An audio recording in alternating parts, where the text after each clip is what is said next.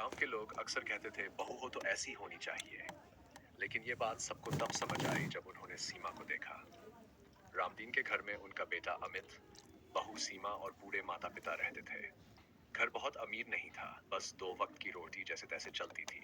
सीमा शहर से पढ़ लिख कर आई थी, लेकिन उसके चेहरे पर कभी घमंड नहीं दिखा।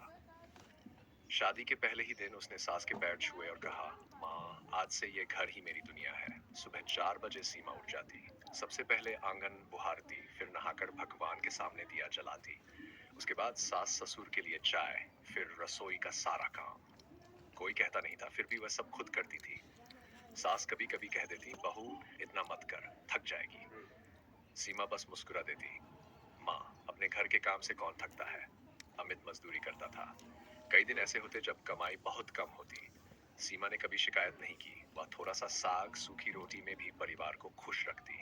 अगर घर में कुछ बचता तो पहले सास ससुर को खिलाती, खुद बाद में खाती। पड़ोस में रहने वाली कुछ औरतें सीमा को ताने मारती, इतनी पढ़ी लिखी होकर भी सास के इशारों पर नाचती है। लेकिन सीमा ने कभी जवाब नहीं दिया। एक साल बाद रामदीन बीमार पड़ गए। इलाज के लिए पैसे नहीं थे। अमित परेशान रहने लगा। सीमा ने अपने गहने बिना किसी को बताए गिरवी रख दिए। जब अमित को पता चला तो वह बोला, तुमने मुझसे पूछे बिना ऐसा क्यों किया। सीमा ने शांति से कहा, घर पर मुसीबत आए और बहू चुप रहे तो फिर बहू किस काम की। इलाज से रामदीन की जान बच गई। सास की आंखों में आंसू थे। उन्होंने सीमा को गले लगाकर कहा, बेटी, तू बहू नहीं, लक्ष्मी बनकर आई है। समय बीतता गया। एक दिन सास को अचानक तेज बुखार हो गया। सीमा सारी रात जागती रही, कभी माथे पर पट्टी रखती, कभी दवा देती। सुबह जब सास की आंख खुली तो उन्होंने सीमा को पास बैठे देखा।